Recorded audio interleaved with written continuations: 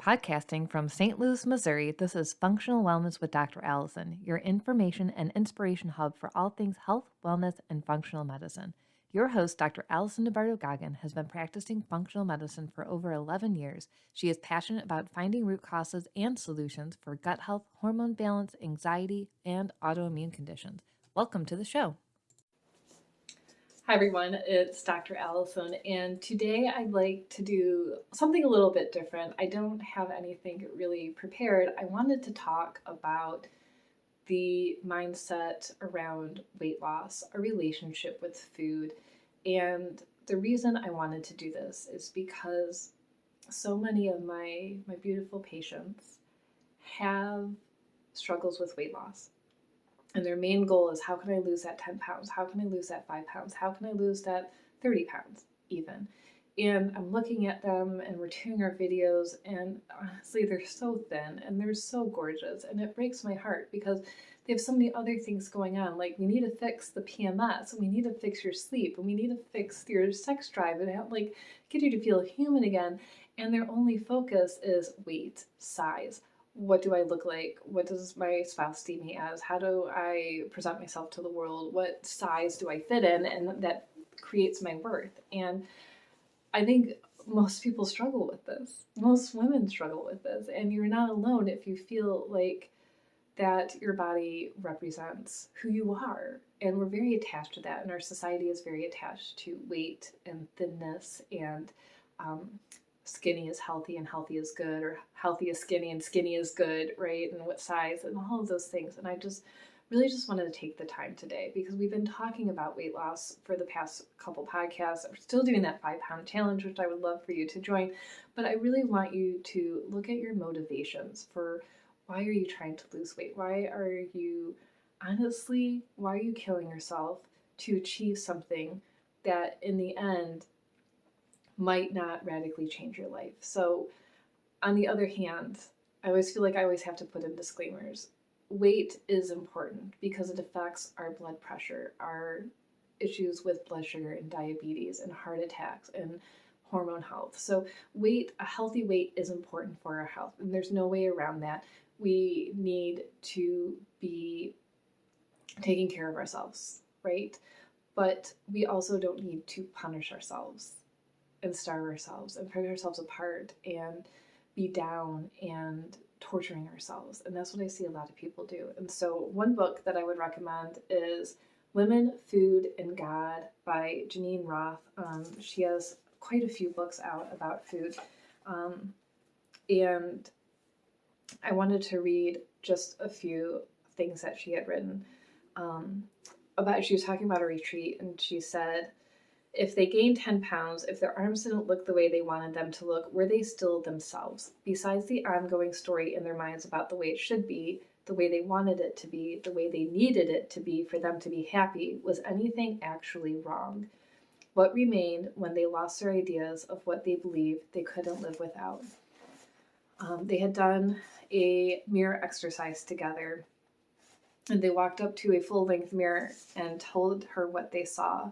The litanies of judgments were all very similar. I see humongous thighs. I see flat, stringy hair. I see a horrible double chin. I see arms that hang down to Montana. I see cellulite is disgusting. I can't stand what I see. I can't stand looking at myself. My body and I are one. There's nothing good about my body, and therefore there is nothing good about me. I asked them to look again at their bodies, beginning with their eyes. I asked them to look beyond the color and shape of their eyes and to see what was seeing. I asked them to remember, if only for a moment, what it was like to be a child before they began to label and name objects in the world. What was it like to come upon a treasure, any treasure, a rock, an ocean, in their mother's hand before they learned to label and dismiss it as something they already knew? When they walked up to the mirror again, they used words like brilliant, precious, and completely open. I see wonder. I see innocence. People saw beauty and loveliness and a feast of color and shape when they looked at their faces, the legs that carried them, the arms that held their children. And what a beautiful way to think about describing yourself and the way that you feel about yourself. So one thing I think I would suggest as we're sitting here talking about this is to find ways to celebrate your body just the way it is right now, no matter where you are on your journey, whether it's a weight loss journey or a thyroid journey or a stress journey, right? We're all on these different paths to celebrate you in this moment, because you will never be this way again. And we have to appreciate that in your moment. And so take that time to think about all the things that you honestly hate about yourself, and find the gratitude and the joy and the celebration in that. Think about how your legs carry you through life, and they get you from one place to another. They allow you to drive and run and walk and go up and down the stairs to be with your family or do the things that you want to do. Your arms, same thing, hugs, holding, loving, all those things. And belly is nourishment and love and protection, and maybe it was a home for your children and the place that you share your love from as well. And so we can find those positive things within our bodies to celebrate and love on as you are on your journey. And I'll tell you from personal experience that punishment does not get you farther faster. It doesn't make you healthier faster. It's not going to make you lose weight faster. And love actually will get you farther faster, because when you are in love with yourself and who you are at the core, you are willing to take care of yourself. You're willing to make yourself breakfast and have snacks and go for a walk and go to bed and love you, and maybe reach out for help. Loving yourself is reaching out for help. Loving yourself is going to the sauna or the salt bath and taking that 30 minutes or an hour to just be quiet and be by yourself. That is love. That is a celebration of who you are. And it's important to focus on those things. Another thing that I would strongly recommend would be working with a food therapist, somebody who specializes in relationships to food. I know a wonderful dietitian who's also a food therapist who helps people separate essentially their emotions around food, understanding why. A lot of times it is trauma from growing up. Maybe your family or your parents or your grandparents were on a weight loss journey and they invited you along with them as an unwilling participant, or maybe you were heavier as a child and they forced you to do all of these things, or they just didn't appreciate who you were growing up as your body was changing and growing and experiencing life. And it's time for you to deal with those things and move forward with them, process them, because the more that we stuff them down and ignore them and go, yeah, my mom made me go to Weight Watchers and weighed me every week and told me I was fat, but I have to fix my weight.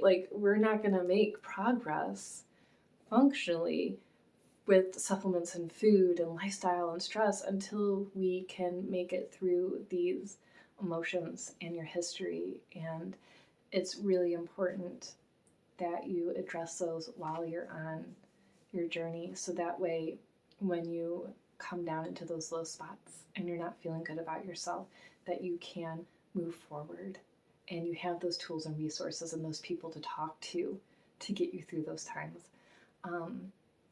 And the last thing that I'll share would be the mirror exercise, which is really difficult and really scary to do, but it will make a difference over time.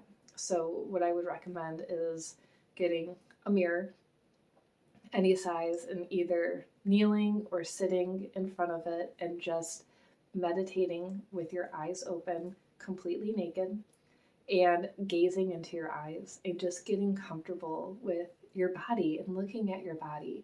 And the first few times you do it, you're only going to see the bad. And you're going to be like, I can't believe I'm doing this. This is so stupid. I'm going to kill Alison. She doesn't know what she's talking about. And then the more that you meditate and you quiet those thoughts and you gaze into your eyes, you're going to find the love, the appreciation, and over time, whether it takes 2 days, whether it takes 2 weeks, I would encourage you to do it for 21 days. You will gain an appreciation for your body. You will see the love. Your going to be in a meditative state, a calm state, a receptive state where you can allow emotions to flow and allow whatever comes up to come up, memories, thoughts, anger, pain, joy, happiness, grief, whatever it is. This is your time to process that while you're engaging with your body in a healthy way. And I would be interested to hear your thoughts on that. So thank you for tuning in today, listening. And if you ever need help and you want a personalized solution for whatever you're going through, reach out to me, schedule a consultation. We'll talk about what's working, what's not working, and make a game plan for your health so you can start to feel like yourself again. All right, thanks for tuning in. We'll see you next time. Thank you for listening to Functional Wellness with Dr. Allison. If you would like personalized care and testing, you can schedule a free introductory consult with Dr. Allison online at Little Black Bag Medicine or message us on Facebook at Little Black Bag Medicine. Thanks for tuning in, and we'll see you next week.